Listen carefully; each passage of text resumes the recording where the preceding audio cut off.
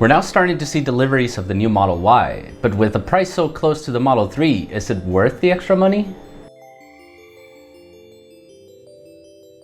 Back in March of 2019, Tesla announced the new Model Y. It was made as an entry-level option for those looking for a spacious EV at an affordable price. In other words, people that want a Model X but have a Model 3 budget.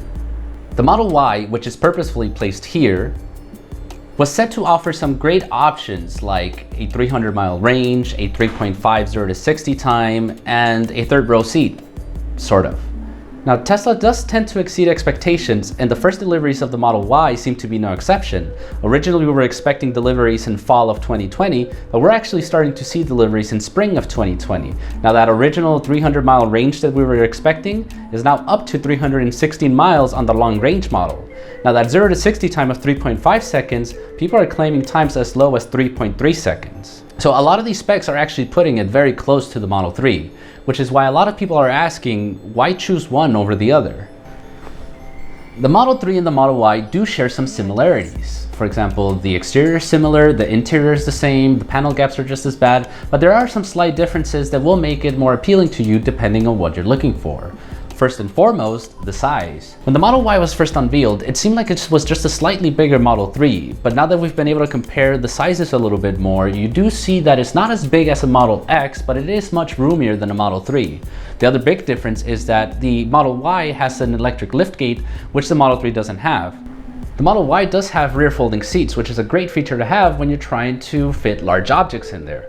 My BMW i3 has rear folding seats as well, and I've been able to fit things like furniture, large musical instruments, a stupidly large pizza, a ridiculously large monitor, and even the entire front bumper to a Range Rover. So I can only imagine the size of the pizza you can fit inside of a Model Y.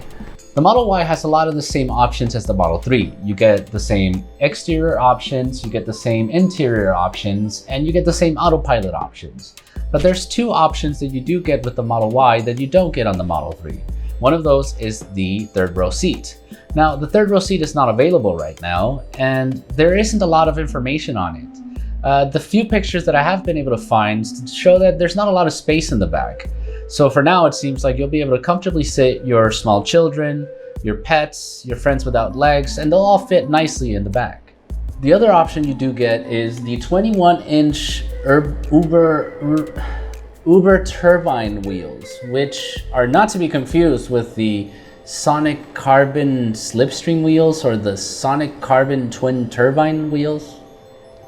In my opinion though, the non-performance wheels look pretty good, and you're not sacrificing any range. I mean, the same thing can't be said about the Model 3's Streamline wheels, since most people seem to agree that they don't look very good, since most people do take off the caps even though it sacrifices some range. For the most part, there's very few differences between the Model 3 and the Model Y, so it mostly comes down to what you value more. If you're looking for the most amount of range to get you from point A to point B every day, then the Model 3 is probably going to be a better option. If you're looking for the most amount of space for your family and your legless friends, then the Model Y is going to be a better option. Either way, the price difference is small enough to where you can actually consider one or the other. With that said, I hope you guys found this video useful. If you did, drop a like and subscribe for more content like this.